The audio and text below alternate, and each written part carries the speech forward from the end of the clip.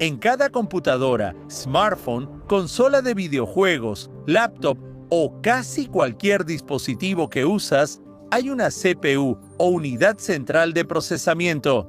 Y en este video vamos a ver cómo funcionan. Un procesador típico para una laptop potente como esta está hecho de miles de millones de transistores nanoscópicos conectados por capas de cables y funciona como el cerebro del dispositivo. Antes de analizar el microprocesador y su complejidad, viajemos a los inicios de las computadoras personales y consolas de videojuegos. Comparemos la Apple IIe de 1983 con la MacBook Pro actual. Dentro de la Apple IIe hay un chip 6502, considerado uno de los grandes antecesores de los procesadores modernos. Este chip está construido con 4528 transistores y puede realizar alrededor de 430.000 cálculos por segundo. Aunque solo ejecutaba aplicaciones básicas y videojuegos simples, este chip fue clave para una generación de computadoras y consolas como el NES, la Commodore 64 y la Atari. Compáralo con el procesador M1 de la MacBook Pro, que está construido con 16.000 millones de transistores y es capaz de realizar alrededor de 3 billones de cálculos por segundo, lo que le permite generar mundos 3D expansivos con gráficos envolventes.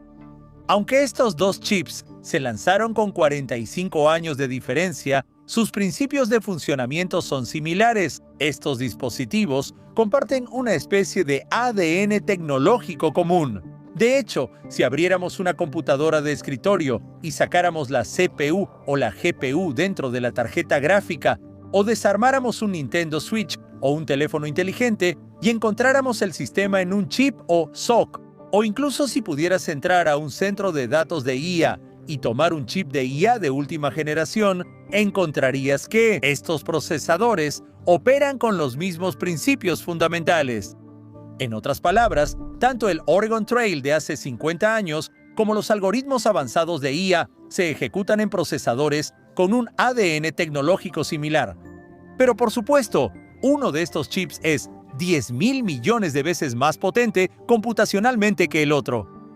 Así que en este video vamos a desarmar este microprocesador y descubrir exactamente cuál es el ADN tecnológico compartido y cómo permite que funcione en la CPU. Y solo para que quede claro, el ADN tecnológico no son los transistores y no son las compuertas lógicas, sino más bien es un diseño arquitectónico y un principio operativo básico que es fundamental para los microprocesadores y que diferencia a estos chips de otros circuitos integrados.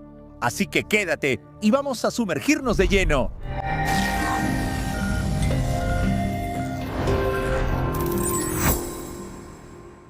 Hagamos un rápido desmontaje animado en 3D de esta MacBook Pro. Al abrirla, hallamos varios componentes como el panel táctil, batería, bocinas, ventilador y tarjeta madre. En el centro, sobre la tarjeta madre, están las unidades disco duro que almacenan tus archivos y varios otros chips. Bajo el tubo de calor está la DRAM, memoria de trabajo temporal, y la unidad central de procesamiento. Desoldamos la DRAM y la CPU, las abrimos y hallamos 3 partes dentro. En la parte superior hay una cubierta protectora que conduce y disipa el calor. Abajo hay un interposer con miles de puntos de conexión a ambos lados y cables internos soldados a él. Está el circuito integrado, o CA, que también se llama dado y es la parte funcional de la CPU en el dado. Observamos el diseño complejo de miles de millones de transistores y cables organizados en secciones, como los 4 núcleos de cómputo de alto rendimiento, 4 núcleos de bajo consumo de energía, núcleos de procesamiento gráfico, caché, memoria y muchas otras secciones. Nos acercaremos a un núcleo de alto rendimiento, donde encontramos que se divide en bloques funcionales que etiquetaremos y reorganizaremos en un diagrama arquitectónico. Este diagrama muestra cómo se mueven datos e instrucciones dentro de un núcleo de la CPU. Y aunque es bastante complicado, al final de este video entenderás cómo funciona. Pero por ahora, acerquémonos aún más para obtener una vista nanoscópica de un enorme laberinto de múltiples capas de cables, con los transistores en la parte más baja. Observamos 6 transistores conectados para formar una compuerta lógica AND. En esta vista, vemos unos 650 transistores de los 16.000 millones que forman el chip.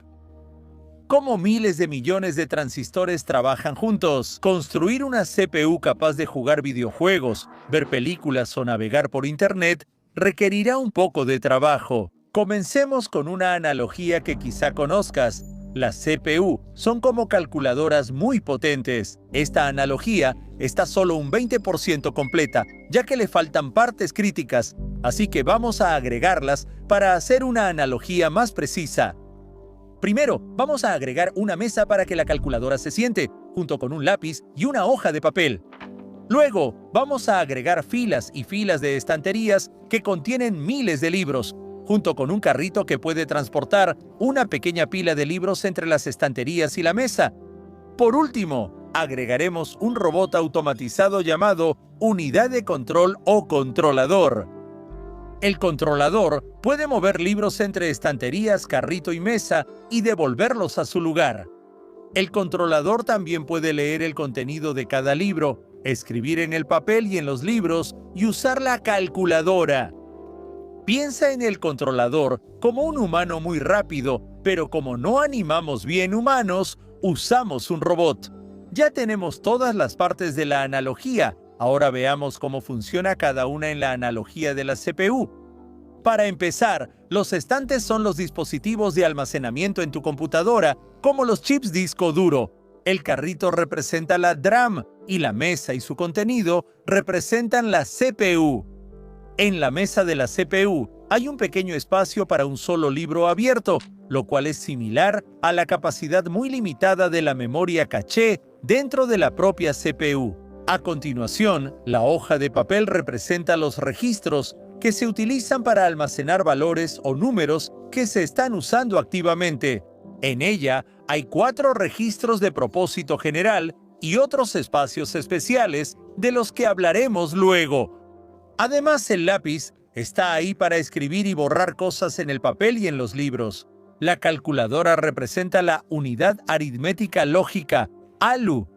Esta calculadora ALU opera en binario, solo usa los dígitos 0 y 1 y puede realizar funciones simples como sumar, restar o multiplicar 2 números. La calculadora ALU ofrece más funciones que quizá no conozcas, pero siguen siendo simples. Por ejemplo, puede incrementar o decrementar un número en 1, o la ALU realizar desplazamientos de bits, que son tomar un número y añadirle un 0 al final. Desplazar bits en binario es como multiplicar por 2, mientras que en decimal es como multiplicar por 10. La ALU también puede realizar funciones lógicas en 2 números, como las operaciones lógicas AND, OR o XOR. Por ejemplo, aquí está la operación lógica AND para 2 entradas binarias y puedes ver que la salida es un AND lógico para cada valor posicional de las 2 entradas. Sin embargo, más importante, la calculadora ALU también realiza comparaciones. Por ejemplo, puedes ingresar 2 números y presionar el botón de comparación para comprobar si los números son iguales entre sí.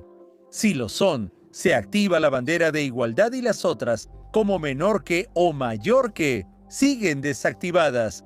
La pantalla de la calculadora ALU que muestra el resultado se llama acumulador. Entonces, ahora que ya explicamos las diferentes partes de esta analogía, ¿cómo funciona todo junto? Primero, hay que cargar el programa a ejecutar. Es como pasar varios libros del estante al carrito y luego poner uno en la mesa y abrirlo. Es importante notar que el carrito de DRAM y la memoria caché en la mesa son ambos lugares temporales y de capacidad limitada. Los estantes de disco duro almacenan mucho más y son almacenamiento semipermanente a largo plazo. Además, cuando la computadora está apagada, no hay libros en la DRAM ni en la CPU. Al encender la computadora, el carrito y la mesa mueven libros activamente.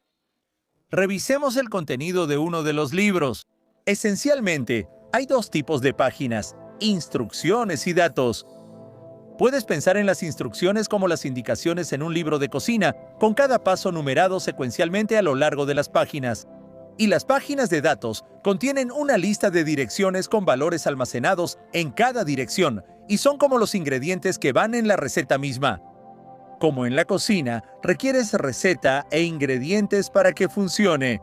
Solo unos pocos ingredientes pueden combinarse de muchas formas con diferentes recetas, pero para no usar una analogía dentro de otra analogía, dejemos la de la cocina y enfoquémonos en los libros, la mesa y la calculadora.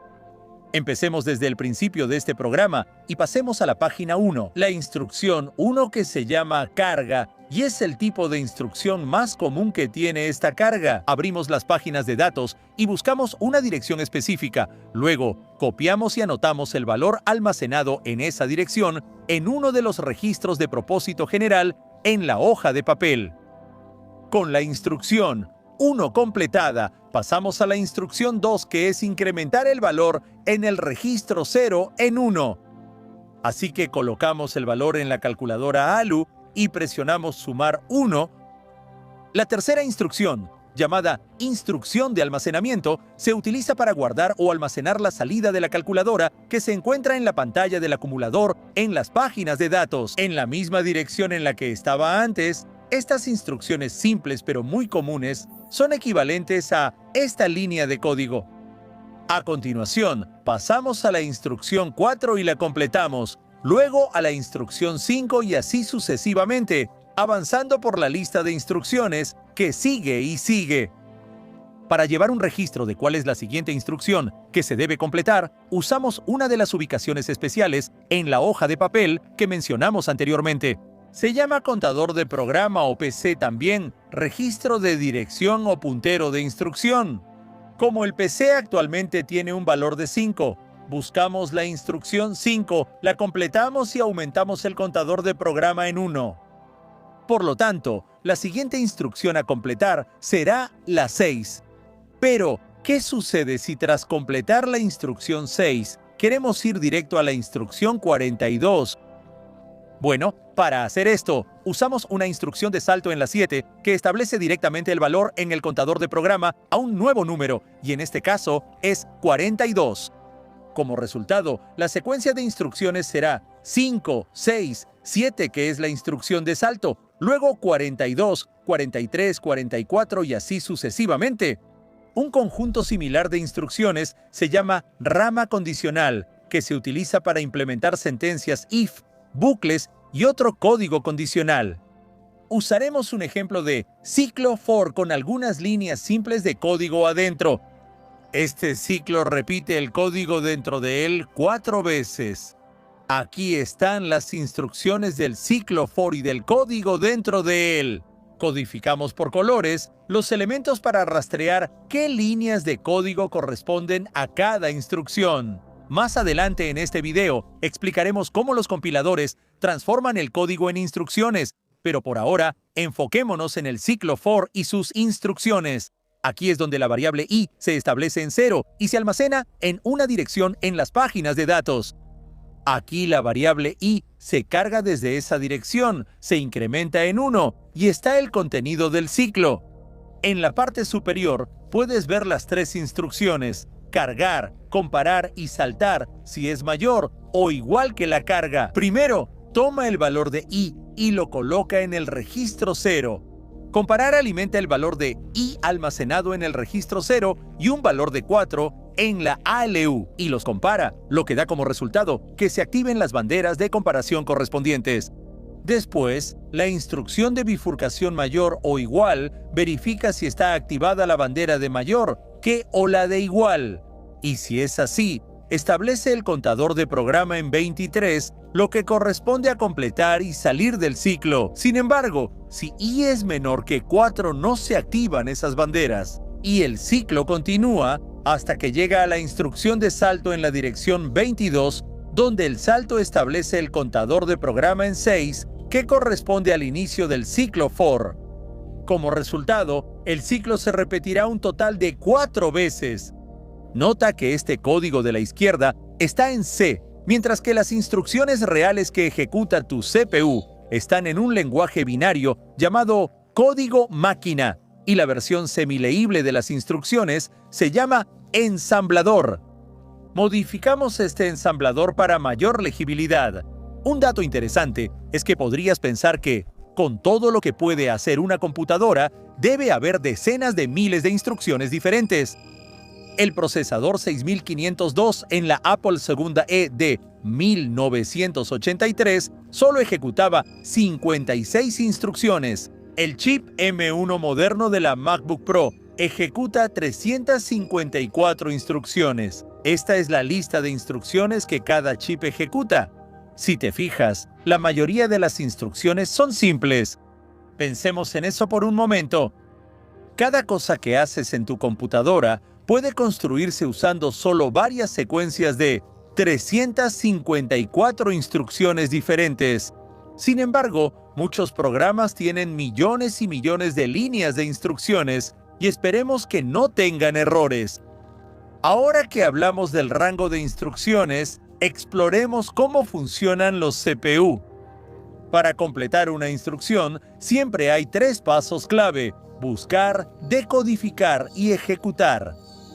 El primer paso es buscar, y es donde el controlador usa el valor en el contador de programa para buscar entre las páginas de instrucciones en el libro la dirección de instrucción correspondiente. El controlador luego copia la instrucción encontrada en esa dirección a una ubicación especial llamada registro de instrucción actual, o SIR. El controlador también incrementa el contador de programa en 1. El segundo paso es decodificar, donde la instrucción actual se envía al decodificador de instrucciones. En la analogía anterior, este decodificador es clave para el controlador y, en esencia, es el circuito que recibe una instrucción y tanto interpreta lo que realmente hace el código de máquina de una instrucción, como produce simultáneamente las señales de control para ejecutar correctamente esa instrucción. Este circuito decodificador usa los valores binarios de la instrucción y una compleja red de compuertas lógicas para generar las señales de control, que luego se envían a los elementos correspondientes. En la CPU, los decodificadores de instrucciones son de las partes más complejas, pero aquí tienes un ejemplo y una explicación simplificada. Supongamos que esta instrucción de suma está en el SIR y entra al decodificador de instrucciones. La primera parte de la instrucción binaria especifica que queremos usar la ALU. Con la ALU seleccionada, los siguientes 3 bits indican que queremos usar la función de suma, y luego los últimos 4 bits de la instrucción lo indican. Queremos que los valores en el registro 0 y el registro 1 sean direccionados y enviados a la ALU. Decodificar instrucciones es mucho más complejo, pero continuemos con el tercer paso: ejecutar. En esta etapa, usando nuestro ejemplo de instrucción, las señales de control del decodificador de instrucciones y un conjunto intrincado de señales eléctricas de temporización se usan primero para enviar el valor en el registro 0 y luego el valor en el registro 1 a la ALU. Las señales de temporización ajustan el tiempo que la electricidad tarda en ir de los registros a la ALU para que transistores y compuertas lógicas cambien de estado. Así se asegura el resultado correcto en la salida. Tras ingresar los valores, la ALU suma ambos números y una señal de temporización guarda el resultado en el acumulador, así finalizando la ejecución. Estos 3 pasos, buscar, decodificar y ejecutar, se utilizan para completar una sola línea de instrucciones, y una vez que se completa, estos pasos se repiten, usando el nuevo valor en el contador de programa. Buscar, decodificar y ejecutar forman un ciclo. Repasémoslo. Durante la fase de búsqueda, el controlador usa el valor del contador de programa para obtener la instrucción correspondiente y la coloca en el SIR, y el contador de programa aumenta en 1. Durante la decodificación, el binario de la instrucción va al decodificador, donde compuertas lógicas generan las señales de control eléctricas adecuadas. Finalmente, durante la ejecución, la instrucción se completa usando señales de control y temporización. Aquí, el valor del acumulador se guarda nuevamente en una dirección de memoria. Esto, usando la analogía, es como guardar el valor de la pantalla de la calculadora en una ubicación de datos del libro. El ciclo de buscar, decodificar y ejecutar se repite usando el siguiente valor del contador de programa. El ciclo de buscar, decodificar y ejecutar se utiliza en todos los procesadores, sin importar si es el 6502 en la Apple Sinclair o el M1 en la MacBook Pro. Pero por supuesto, hay muchas diferencias, como el tamaño de la memoria caché, los registros o las funciones en la calculadora ALU, y mucho más. Veremos las diferencias exactas pronto. Por ahora, es importante saber que Fetch2Code usa el reloj de tu computadora para regular su ritmo. El chip 6502 tenía un reloj de 1 MHz marcando 1.000.000 de veces por segundo, por lo que cada ciclo Fetch2Code duraba 1 microsegundo. Además, el 6502 era un procesador de 8 bits, lo que significa que el tamaño de los registros en la entrada y salida de la ALU era de 8 bits de ancho.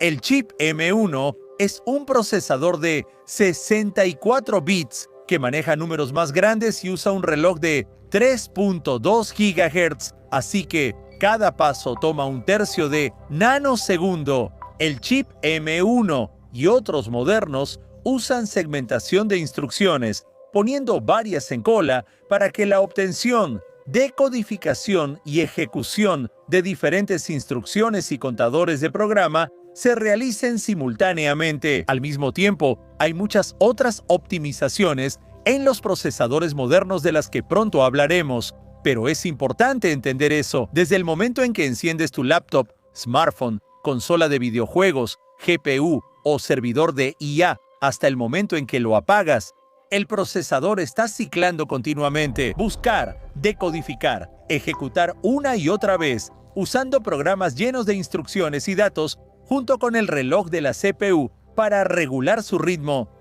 En esencia, este ciclo de buscar, decodificar y ejecutar es la sección común del ADN tecnológico que ha impulsado a cada procesador construido en los últimos 50 años.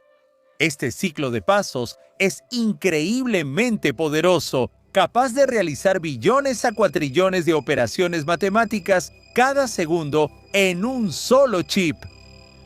Tal vez te preguntes si hay alternativas al ciclo buscar, decodificar, ejecutar. Bueno, existe un mundo de diferentes tipos de microchips, pero específicamente las alternativas incluyen circuitos integrados de aplicación específica o ASICs, como estos microchips que se encuentran en esta computadora de minería de Bitcoin. Los arreglos de compuertas programables en campo o FPGAs son chips clave en computadoras automotrices y cámaras. ASICs y FPGAs no buscan ni decodifican, sino que ejecutan operaciones repetitivas a través de patrones fijos de compuertas lógicas y unidades de ejecución. Esto los hace muy optimizados pero poco flexibles.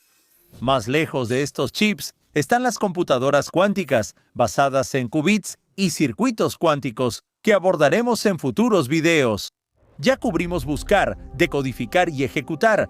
Ahora es importante mencionar dos pasos más: memoria y escritura de resultados. La memoria es análoga a mover libros de los estantes disco duro al carrito de DRAM y luego a la mesa, o memoria caché, y la escritura de resultados es como escribir datos en los libros. Cuando se requiere espacio para un libro nuevo en la mesa, el libro anterior se pone en el carrito de DRAM y luego vuelve a los estantes. Estos pasos usan el registro de dirección de memoria, esencial para el funcionamiento de una computadora, pero suelen tardar más que buscar, decodificar y ejecutar. Y por lo tanto, en algunas arquitecturas y libros de texto se incluyen en el ciclo y a veces no.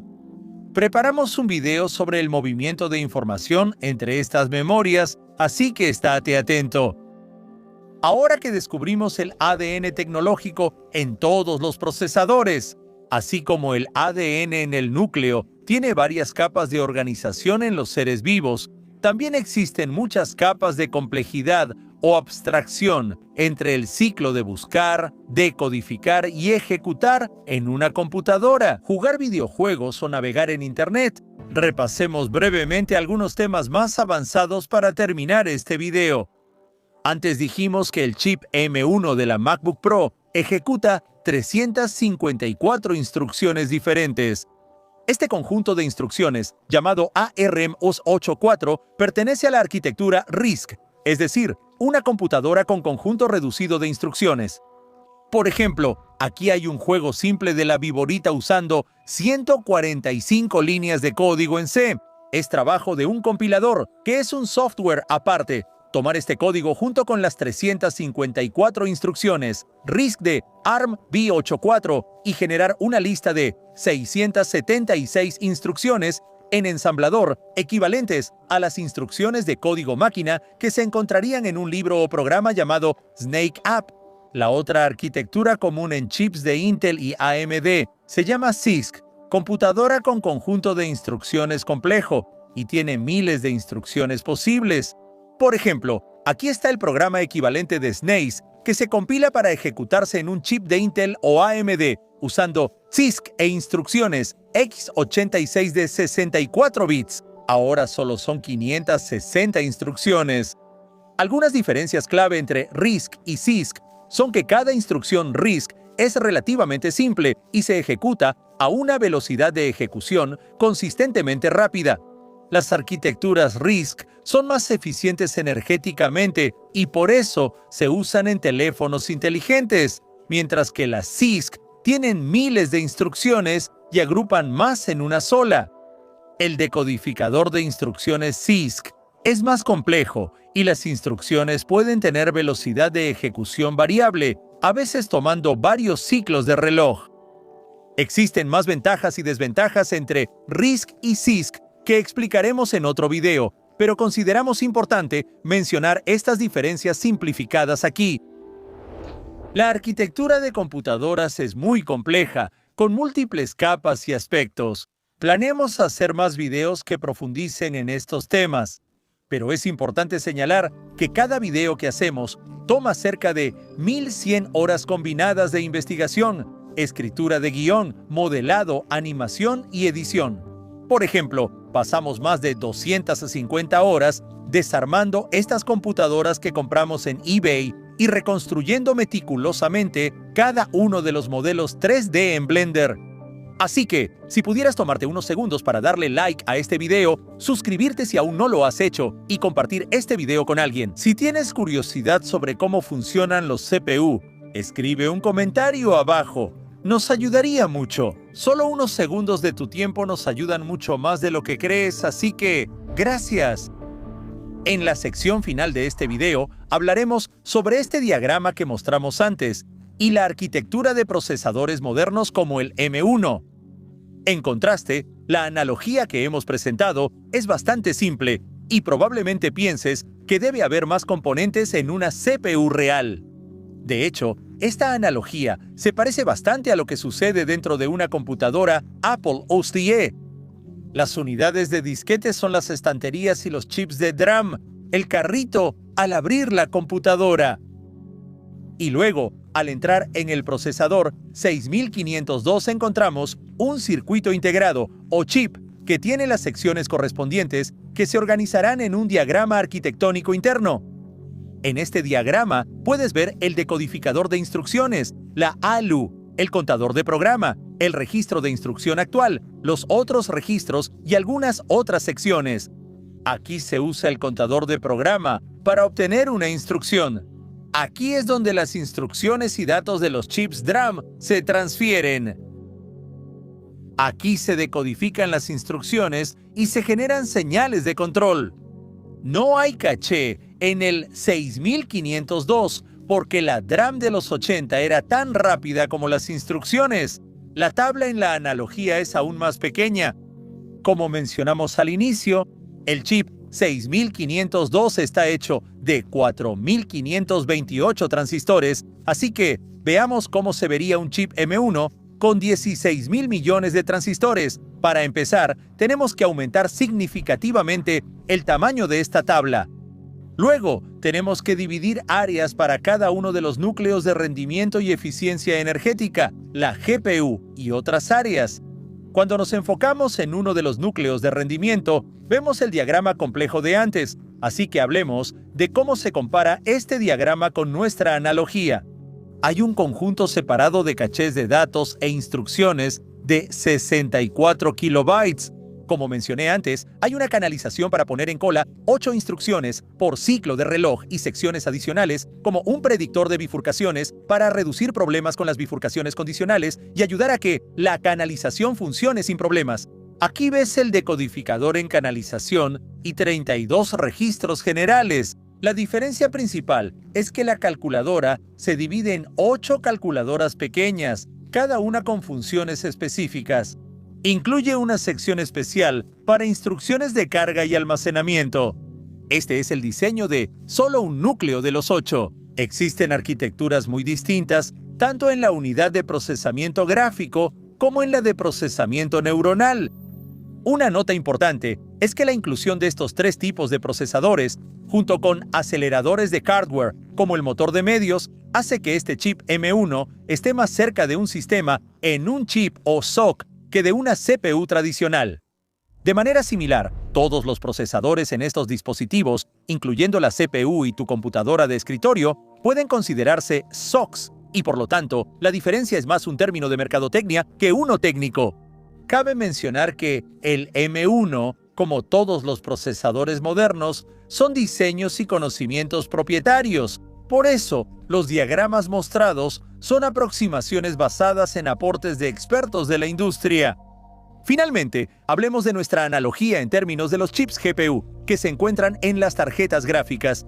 Tenemos un video aparte que cubre cómo funcionan las tarjetas gráficas, pero con respecto a esta analogía, un núcleo CUDA de GPU, en realidad, es muy similar en complejidad a la arquitectura del 6502.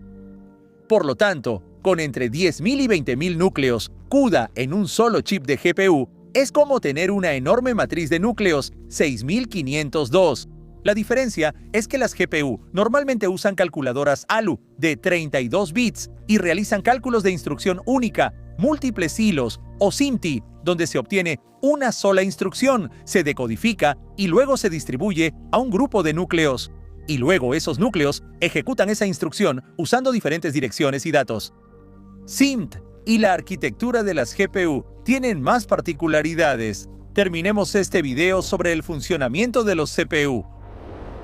Agradecemos a nuestros patrocinadores de Patreon y miembros de YouTube por su apoyo.